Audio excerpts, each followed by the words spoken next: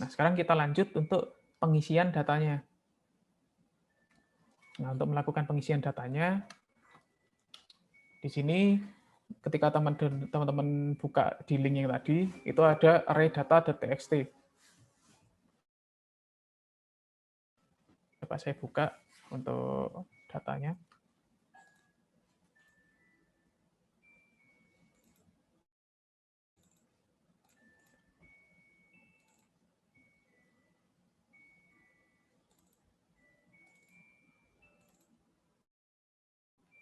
Saya buka dari link aja deh.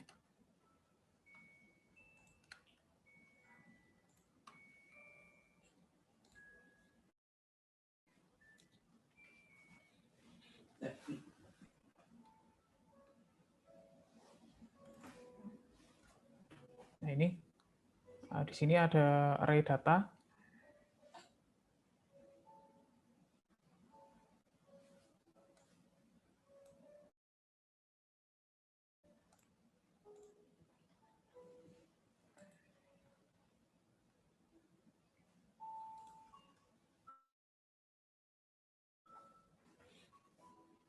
Jadi coba teman-teman download dulu untuk array data ini. Nah, di sini isinya adalah data berbentuk array yang sudah saya buat kemarin, yang isinya adalah nanti data ada yang akan kita masukkan ke dashboard kita. Nah, posisinya taruh di dalam kelas. Jadi kita buka controller kita tadi, yang basic controller tempat dashboard-nya. Nah, kita taruh di sini, di luar function-nya.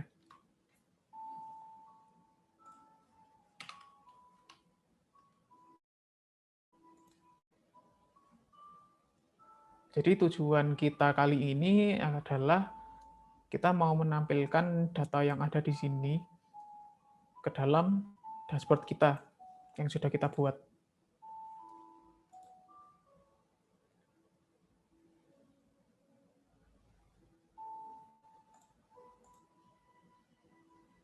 Kita lanjut di sini. Setelah teman-teman sudah copy untuk array-nya tadi, kita buat di sini array baru yang akan dilempar ke dalam dashboard.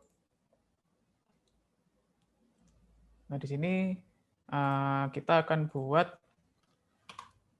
untuk masing-masing, kita buat untuk masing-masing ini. Ada pembeli, omset penjualan, sama pengunjung. Nah, kita akan buat di sini dash pembeli. Kita buat tampungannya dulu. Terus dash omset.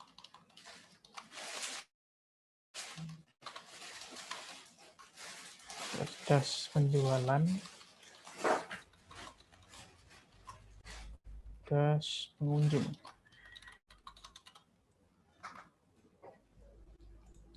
Nah, di sini kita buat juga ada apa? Ini kan bentuknya array.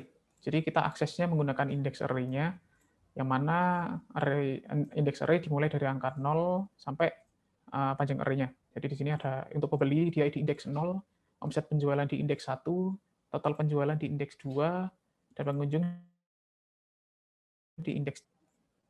Ini kita buat pembeli sama dengan delta 0. Terus untuk yang omset 1, terus yang di penjualan itu untuk yang 2, untuk yang pengunjung di 3. Nah, ini terus kita masukkan ke parameter yang akan kita lempar ke view-nya. Misalkan untuk yang pembeli, di sini dolar pembeli. Jadi kita untuk dash pembeli isinya dolar pembeli ini, variabel pembeli ini. Untuk yang omset, isinya variabel omset. Untuk yang penjualan, isinya variabel penjualan. Untuk yang pengunjung, isinya variabel pengunjung.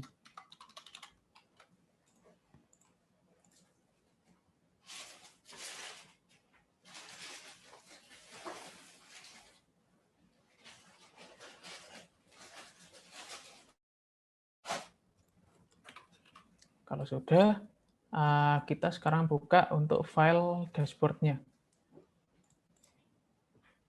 Di file dashboard ini, kita akan ganti di masing-masing ini, yang mana ini kan masih hardcode. Kita ganti tulisannya menggunakan parameter-parameter yang sudah dilempar ke dashboard. Jadi pertama kita mau ganti yang dash pembelinya. Nah, di sini untuk data-data pembelinya yang sudah ada di array kita adalah nama objeknya berupa pembeli, value-nya ada berapa, periodenya dari Februari ke Maret, dan different-nya ada berapa persen ini. Jadi di sini kita buat untuk ini objeknya tag blade di sini. Kita pakai tag blade kurung kurawal 2 kali, terus kita panggil variabel dengan nama yang sudah kita definisikan di si array ini. Di sini kita mendefinisikannya dash pembeli. Jadi kita panggil variabelnya dash pembeli. Nah, di sini karena kita mengakses untuk array key-nya yang objek, kita harus panggil key-nya juga. Dash pembeli, objek. Sama untuk yang di sini, ini adalah value-nya. Kita akan panggil untuk key-nya yang value. Yang di sini kita akan panggil untuk yang periode. Yang di sini kita akan panggil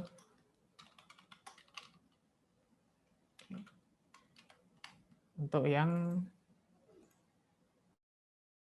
periode.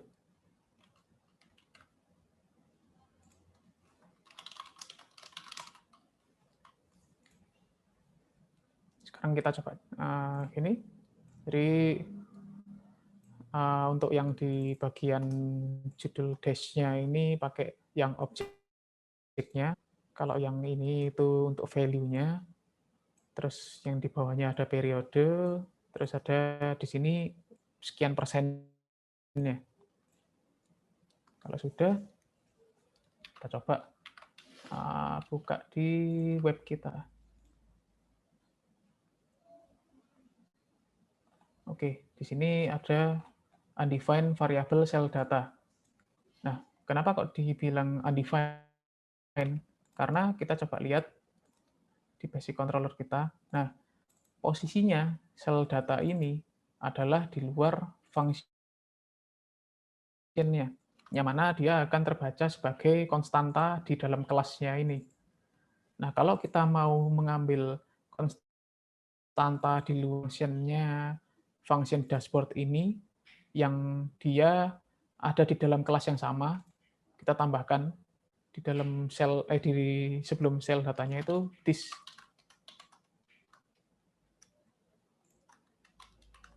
Kita tambahkan di semuanya this. Jadi di sini adalah dia memanggil suatu objek yang letaknya itu di kelas yang sama.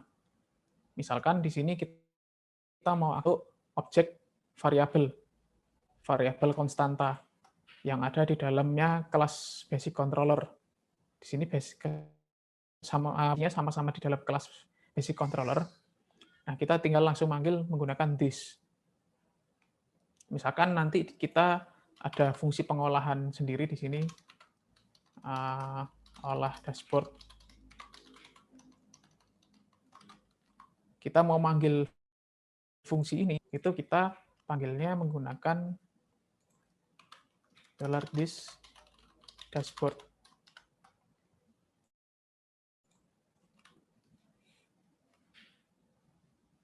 Seperti ini. Jadi di sini fungsinya itu untuk memanggil itu. Oke, olah dashboard. Gitu. Oke, jadi untuk yang tadi sudah mendefinisikan variabelnya, ditambahkan di sebelum sel datanya ada $this, terus ada sel data. Coba kita refresh. Nah, di sini sudah untuk yang bagian pembelinya sudah tersinkron. Ini namanya pembeli, terus di sini value-nya sama 150 Februari 1 sampai Maret, div periodenya 23,54.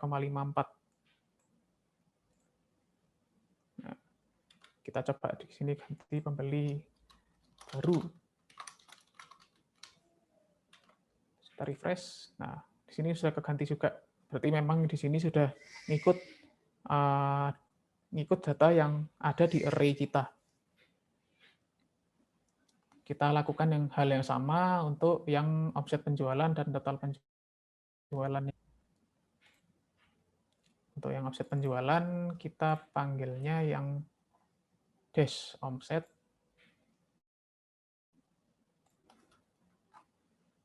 Jadi kita copy yang ini,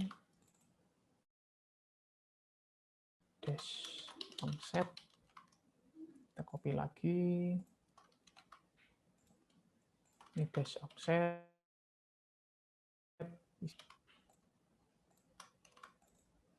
Yang di sini isinya periode. Ini isinya div periode.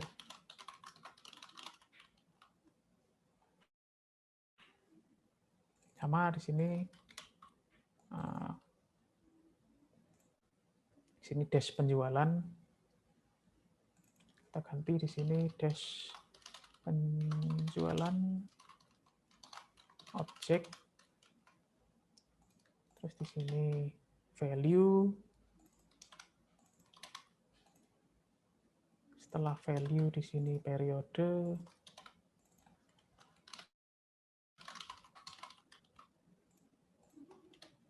Di sini div periode.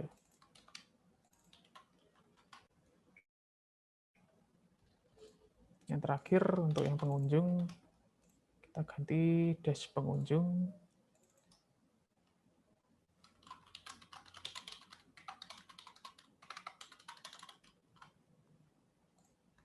Kita copy lagi ke bagian value-nya, di value.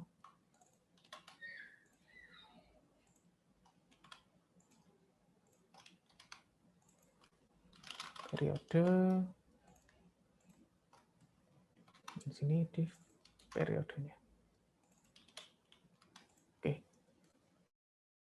Jadi kan ini untuk masing-masing dashboard yang lain ini sudah disesuaikan dengan dan parameter masing-masing. Lalu kita coba cek di web page kita. Oke, di sini sudah berhasil terganti semua untuk yang pembeli, omset penjualan, jualan, dan pengunjung. Oke, mungkin di sini sampai sini teman-teman juga dapat memperhatikan sesuatu. Di sini kan kita ada informasi soal penambahan dan pengurangan. Kalau misalkan penambahan ini dia warnanya hijau, kalau pengurangan dia warnanya merah. Nah, kalau kita lihat dari data kita,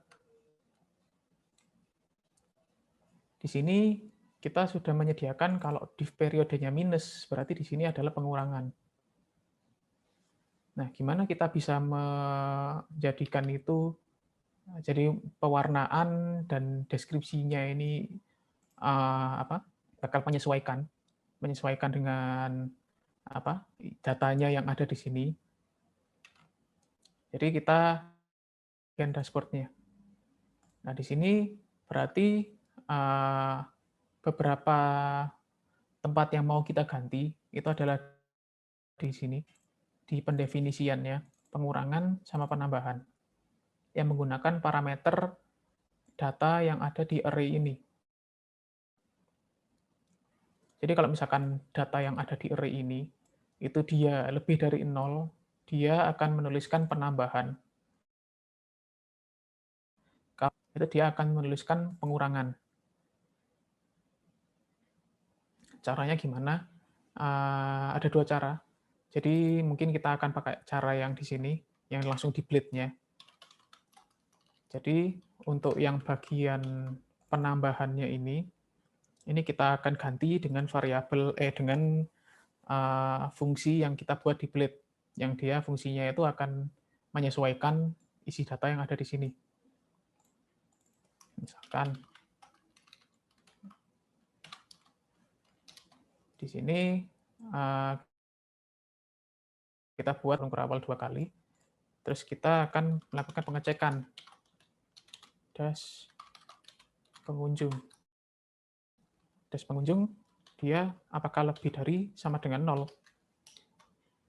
Kalau iya, dia akan mencetak bahan. Kalau tidak, dia akan mencetak pengurangan.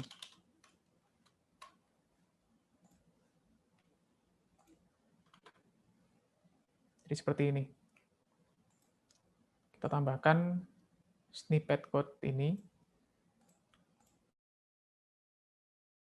Jadi kita menggunakan dash pengunjung untuk key-nya yang div periode. Jadi apakah itu lebih dari 0? Kalau iya, dia akan melakukan penambahan. Kalau tidak, dia akan mencetak pengurangan.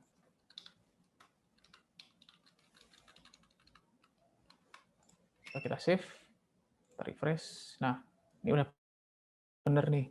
Di sini karena dia minus, itu ada tulisannya terganti jadi pengurangan. Nah, kita pengen ganti nih, kalau minus ini tetap dia minusnya hilang. Kalau nggak salah di PHP itu ada fungsi absolute.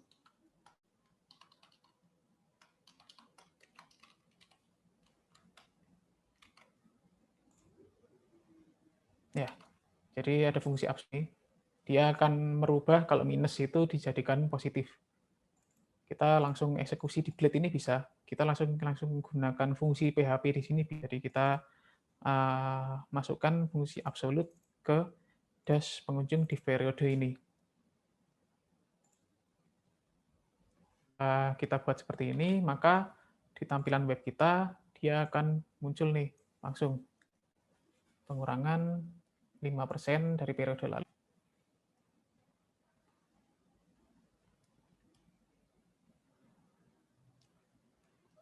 Oke, nah di sini ada yang perlu kita ganti lagi selain itu.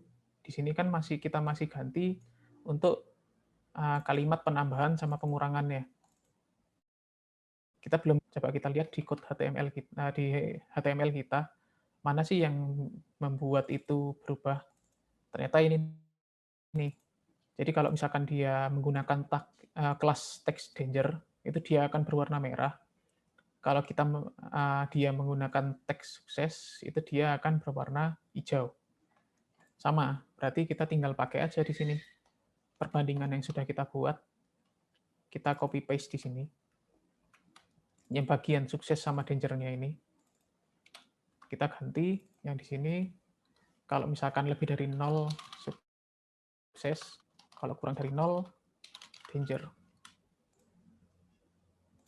Jadi di sini setelah blade-nya jalan, dia akan mencetak sesuai dengan perintahnya yang ada di dalam blade-nya. Jadi misalkan dia lebih dari 0, di sini akan muncul teks minus sukses.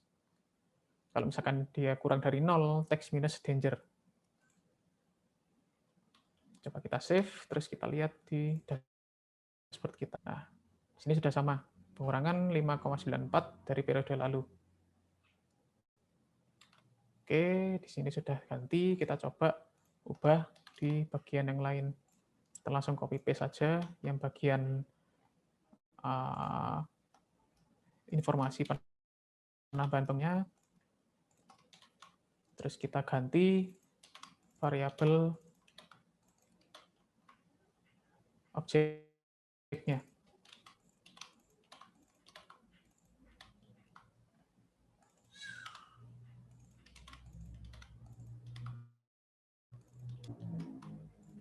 Oke, ini kita sudah sesuaikan code build-nya dari yang lain, dari dashboard-dashboard yang lain. Kita coba refresh. Nah, ini udah sesuai nih. Jadi kalau misalkan dia positif, tulisannya penambahan, warnanya hijau. Kalau dia negatif, tulisannya pengurangan. Kita coba tes. Misalkan di sini kita ganti minus semua. Minus. Terus di sini kita ganti plus. Mestinya akan terbalik. Oke, udah sesuai juga. Di sini yang untuk pembeli, dia karena minus jadi pengurangan, warnanya merah. Yang pengunjung jadi penambahan, warnanya hijau.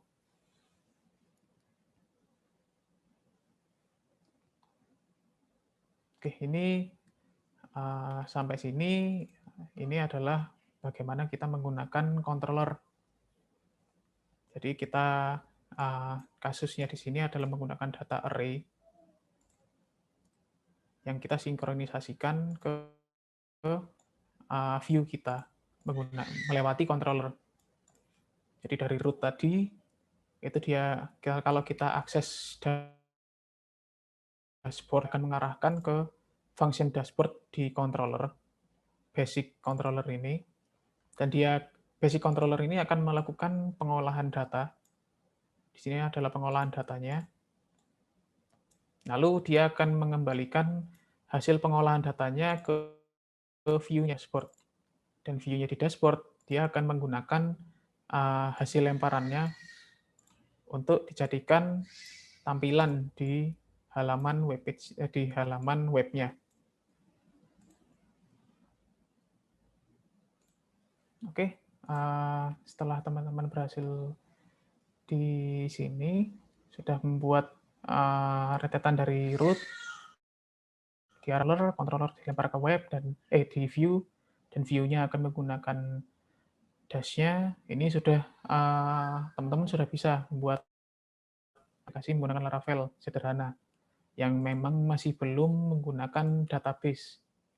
Jadi pengolahannya itu benar-benar masih atas di controllernya aja, tidak ada penyimpanan datanya. Nah, gimana kalau misalkan teman-teman mau melakukan penyimpanan data? Ini kita lanjut untuk di bagian environment file. Nah, jadi Laravel dia itu mempunyai beberapa konfigurasi di folder config-nya. Salah satunya adalah database. Nah, database ini itu yang akan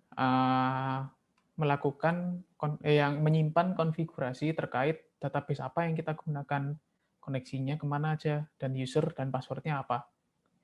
Tapi kalau kita ada kasus seperti ini nih, kita punya 2 database, tergantung environment kita.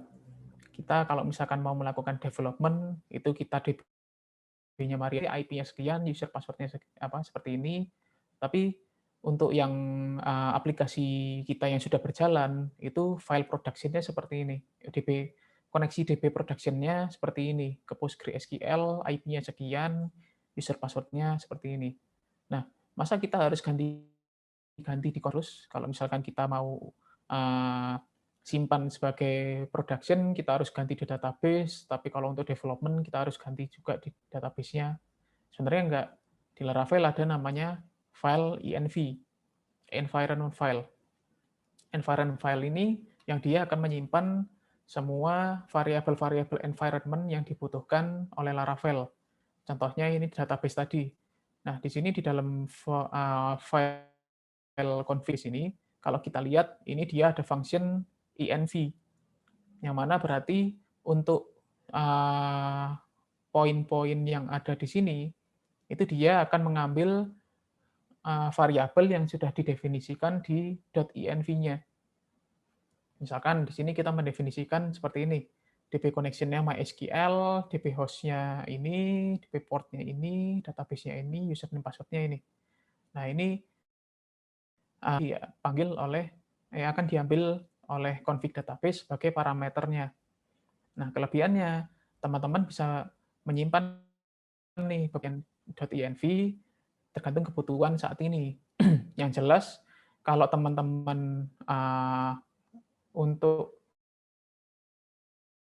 yang aktif itu harus cuma satu aja. Dan kalau aktif itu dia akan di-save sebagai .env. Ini tidak akan tersinkron kalau misalkan teman-teman menggunakan GitHub. Jadi .env ini benar-benar khusus untuk development kita. Jadi teman-teman kalau misalkan mengcopy atau mendownload, melakukan clone project Laravel dari GitHub, step yang perlu dilakukan adalah membuat file env-nya supaya Laravel-nya bisa berjalan di teman-teman. Dan di env ini harus disesuaikan juga dengan environment-nya teman-teman. Kalau misalkan teman-teman di development-nya itu mempunyai koneksi database, itu harus didefinisikan juga database-nya di sini. Nah, sekarang organisasi nih, dashboard yang sudah kita buat ini dengan database. Ini di sini mungkin kalau ini yang sudah saya buat, jadi kita coba lihat, saya punya koneksi ini. Di sini ada koneksinya di lokal saya, menggunakan port sekian, dengan username password-nya ini, dan di dalam sini ada database-nya _Laravel. Yang mana di dalam database ini ada ada tabel yang berisikan objek-objek yang akan disinkronisasikan itu. Seperti ini, ada yang objek pembeli, omset penjualan, total penjualan. Ini untuk coba kita lihat. Ini tadi. Jadi di koneksi lokal saya di port 50 itu ada database dashboard Laravel, yang mana isinya ini. Ada yang akan kita sinkronisasikan dengan dashboard-nya. Nah, gimana caranya kita connect ini ke Laravel? Pertama, kita buka .env kita. Di sini. Kita harus ubah DB connection-nya ini sesuai dengan koneksi kita. Di sini host-nya sama, udah saya buat di sini. Nah, port-nya karena berbeda, di sini harus saya ganti. 50.001. DB database-nya, di sini saya ganti dengan database yang digunakan, dashboard Laravel.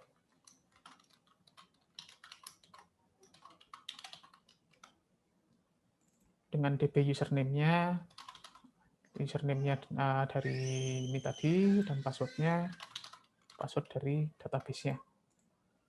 Jadi yang perlu diganti cuma yang bagian DB ini aja. Lanjut, gimana kita ngecekin kalau kita berhasil connect di sini? Kita gunakan di Laravel. Kita bisa menggunakan namanya PHP Tinker. Jadi kita coba buka session, kita buka tab session terminal baru, karena session yang tadi kita buat untuk yang artisan serve, jadi untuk menjalankan Laravel Development Server. Mungkin kita perlu kalau di Ubuntu dan Mac, tapi kalau di Windows kita buka command prompt baru. Pastikan foldernya sama juga. Dan di sini kita bisa pakai command artisan, namanya artisan Tinker. Nah, di sini artisan Tinker ini biasanya saya gunakan untuk coba, misalkan saya butuh ngetes database-nya atau ngetes pengolahan sebelum saya masukkan ke dalam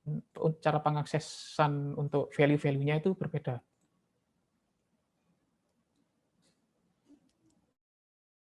Oke, sekarang kita lanjut. Kita langsung copy aja di sini yang pembeli ID-nya 1, omset ID-nya 2, ID-nya 3, yang pengunjung ID-nya 4. Oke, ini jadi kita sudah mengambil data dari database.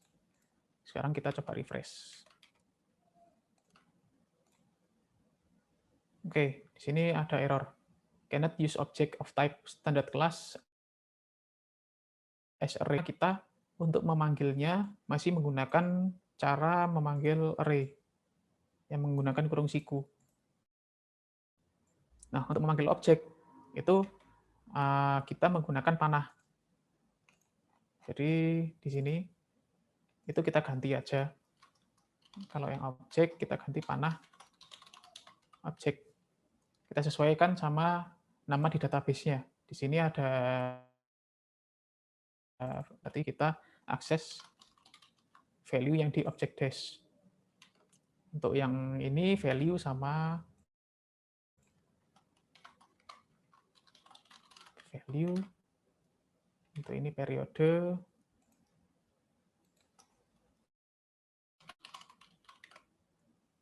Ini div periode.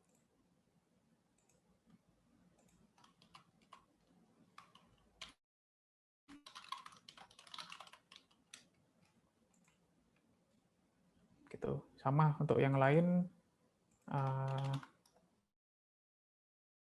ini semua value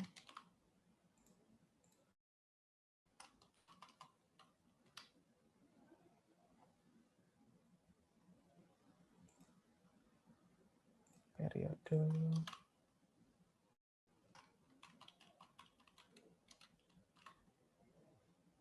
Sini untuk yang div periodenya.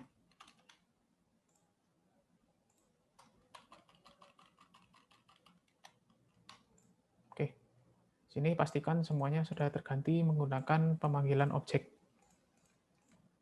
Kalau sudah, kita coba refresh. Oke. Di sini kita sudah berhasil mengambil dashboard dari data yang ada di dalam database.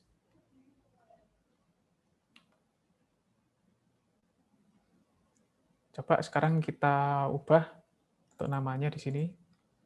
Di sini pembeli baru, terus total aja langsung penjualan. Omset penjualannya kita ganti 250 juta. Terus kita save. Ini coba kita ganti 10,24. Ini kita ganti minus 4,24. Kita coba lihat datanya di sini. Nah, di sini juga akan terbuai yang memang ada di dalam database. Oke.